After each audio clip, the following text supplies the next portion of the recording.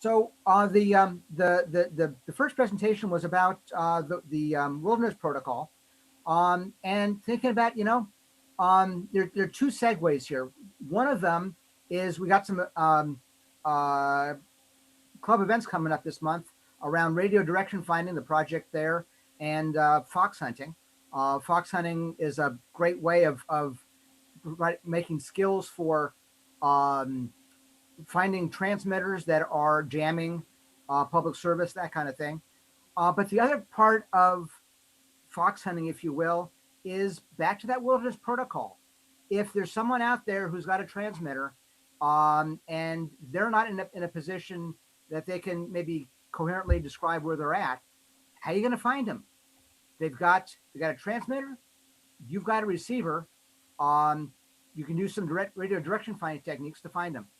And so with those two introductions, the main thing here is that we've got a club project in radio direction finding that Jon KI6RT started a couple years ago. And Jon, there you go. Take it away. It's Jon KI6RT with our main presentation tonight. All right, good evening. I thought it was the standby presentation. I thought the other one was the main presentation. Regardless, this is not just my project. Tom's been involved, Greg, Brian, a number of us are all involved here. And this particular presentation I'm going to share with you is about the Handi-Finder, which Doug, W2VX, is really behind. He just decided to prioritize family over the club activities. I mean, who does that? But so we'll describe what the circuit is and how to use it and whatnot. But Rob, I just want to point out in this schematic here, there is something called magic smoke that's in there. So you might want to take a close look at it at your leisure. But the talk this evening is really going to be about what is the radio direction finding project that we started about a year ago, and what is the intention behind it, as well as what is the status. And then the second part is really talking about the Handi-Finder, which is a handheld device which you can use to kind of track down a local transmitter, and we're going to do this in the park. So I'll show you how it works. This is Doug's fabrication, and also talk a little bit about how we're going to use it this Saturday, tomorrow, as well as later in October when we do an official fox hunt. So here's a picture of Greg, Brian, of course, Doug and Tom and Rich, all part of the initial playing around with the Handi-Finder in the park a couple weeks back. So why radio direction finders? As Greg mentioned, and Tom alluded to in the wilderness protocol, yeah, GPS is great if it's working. It's great if you know how to state your coordinates, either in minutes, seconds, or decimal or whatever. But if you don't, radio direction finders are another way of triangulating onto where the person is. So that's one of the things for this particular project. So if you're lost, we're doing search and rescue, or we're just looking for sources of interference or a jammer. We might even be able to use it to look for kerchunkers, which is a favorite topic of some of our net controls. But the other reason for doing radio direction finding is it gets us out of our shacks. So Carl will get you out of the closet. It gives us an opportunity to walk around and drive around in groups and make other non-hams suspicious of people in their neighborhoods. So this activity is known as fox hunting. It goes by a number of different names, as we all know. If you've been around the hobby for a long time, I've been in the hobby since probably 75. So yeah, there's been a lot of technology changes in amateur radio, but it used to be called bunny hunting, bunny chasing, tea hunts, transmitter hunt. And in the old days, we'd shown a picture of a nice looking girl as a fox, but you can't do that these days. So we'll stick with just the word fox hunting. We're so politically correct these days, it's crazy. But the idea behind the fox is it's a transmitter that we're looking for, and the transmitter can take multiple forms. It can be either one of these commercial products, which Rich KI6RT has and owns, and we'll probably use that tomorrow. We also have this thing that looks like a bomb that Doug put together. It's got batteries. I'm going to give it back to him with a clock and some other pipes in there just to make it look more authentic. But this is not a bomb. This is actually a Baofeng set up to be a transmitter. So these transmitters can either be hidden devices that periodically send out a cadence of tones and identifies itself, or in the old days, it used to be someone sitting in a car in a parking lot reading an article in a supermarket thing, and you couldn't see them, so it was really a tough target to find. Other people might take out Yagi antennas and point them at a building, so you get multipath, and that always messes a lot of people up. But long story short, the Fox is basically a transmitter that is putting out a beacon, cadence of tones, or like I said, someone reading an article, and then we're all out there to look for it. The typical fox hunts, and I put a link into this presentation for you guys to look at your leisure, usually has more than one device you're looking for. And the idea is you go and look for one or more devices, and when you find them all, you get back to the rally point. Whoever finds them first wins. I mean, not like we're competitive or anything, but this is a competition. But long story short, that's why we do direction finding. So in summary, it's basically we can go find somebody, we can go find a source of interference, we can use it for group activities, and hopefully you don't get pulled over and ticketed by law enforcement. So about a year back, right around the start of COVID, I was just talking to Brian and others on the net and proposed doing a radio direction finder project. And we got a bunch of people interested. So that really started us down the path of, let's build something that we can play around with. Yes, you can go out there and buy a lot of circuits on the open market, but we're double E's and amateur radios folks that we might as well reinvent the flat tire. So that's what we set off to do. We're out to reinvent the flat tire. But this thing here is meant to be a modular radio direction finding system. And the reason it's modular is everyone has an opinion about how things could or should be done.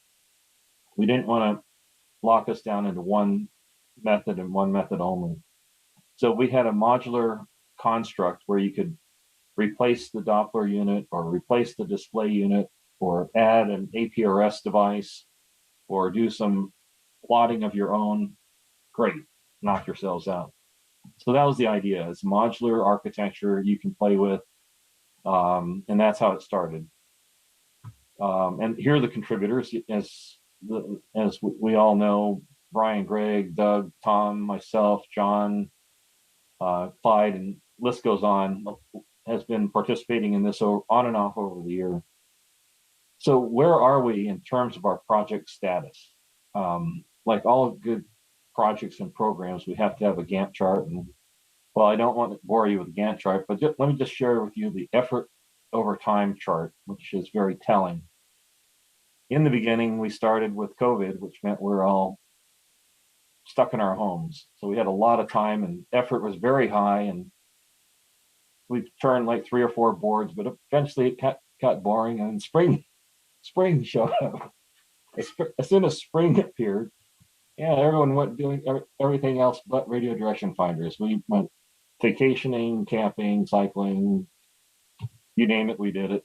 So where we are today is we're kind of bumping along with the radio direction finder project, not making a huge amount of progress during summer, but we have very positive expectations that come winter, effort will start to rise again, and we'll be able to finish this up soon. Hope you guys are all going to hold your breath on that. But the status summary of this thing is the Doppler antenna has been built, and I'll bring one of them over to the park tomorrow. I'll hook it up to one of the commercial devices I have because, again, it's a modular system, so it should work with our Doppler unit or any commercial Doppler units. So we'll bring this one along. I've got a circuit that I put together, but it needs to be done again, mainly because we ran out of horsepower with the Arduino device we're using. So we're now going to use a Teensy, which has got a lot more CPU cycles, which is something that would help Tom out quite a bit. Tom uses a lot of variables, and he's a software engineer, I can tell. But we ran out of memory for holding variables, and it started interfering with the display. So we're going to use a Teensy that has a lot more processor headroom. But the idea is we'll have an antenna, a Doppler unit, which has a built-in display, or you can snap it off and put your own display on there. And because the data formats are going to be standard, if you don't like our displays, you can create your own, or you can hook it up to an APRS unit and do whatever you like with it.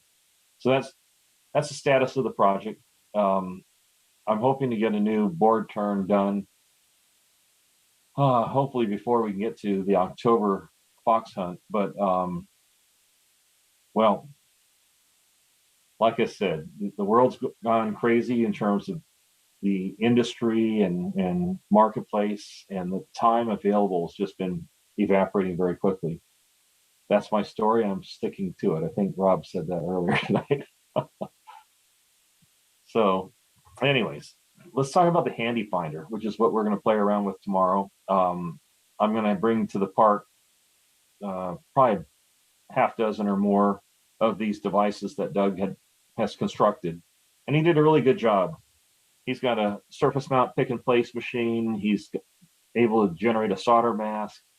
He's able to run it through his own reflow solder machine. So for short production runs, Doug's got the equipment, and he's built, like I said, half dozen of these things so far. We're going to bring them to the park, give them to people to plug in, play with, and there's also bare boards if you want to build your own. You're welcome to do that as well. But how does this thing work? The schematic here is much simpler to read than the original schematic I showed on the front page, but it's basically a flip-flop that switches two antennas to the receiver. And by doing so, it effectively is doing time of arrival from the Fox, the unknown transmitter, to your HT.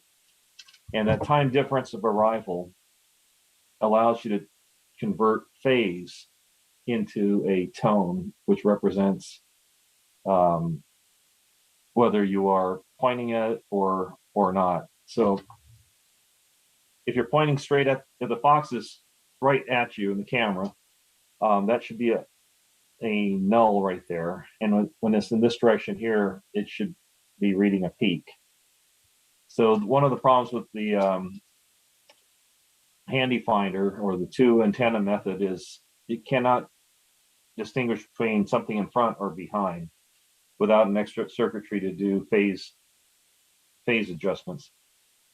This particular circuit does not do that. So you either are going to be going in the right direction of the Fox or moving away from the Fox. And after a mile or two, you should find whether you're approaching or moving away from it.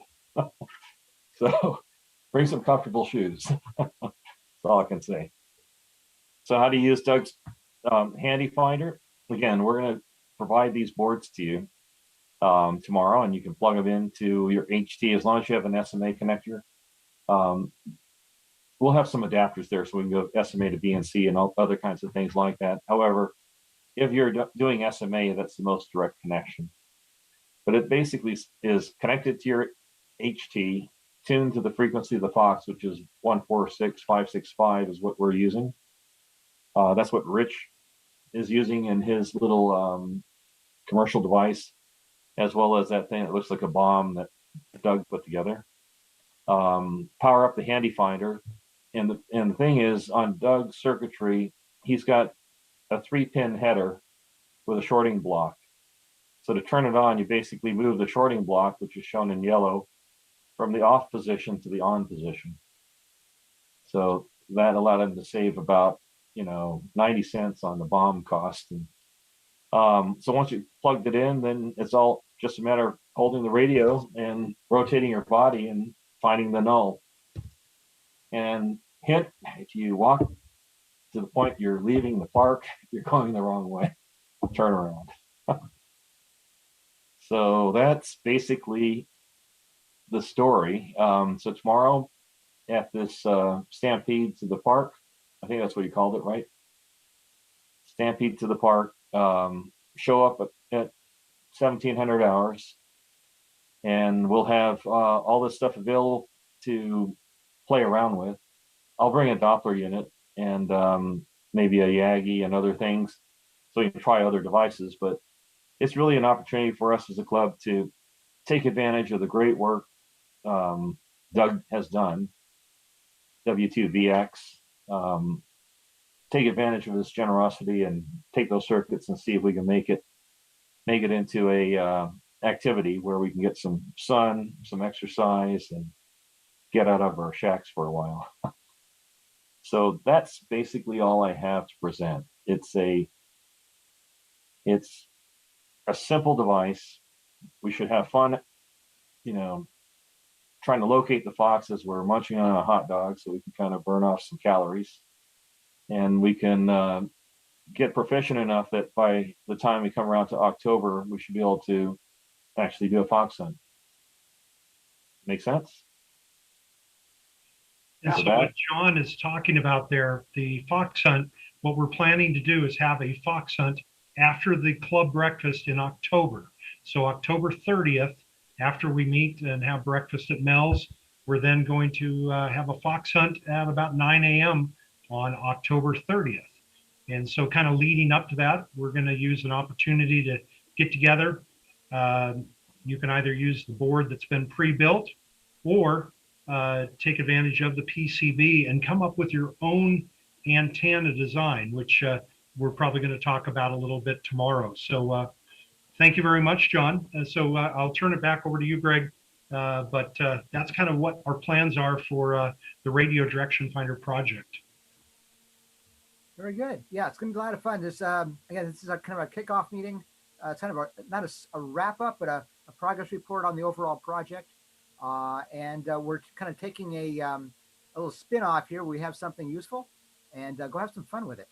So, any last questions about the status or the what we're doing tomorrow?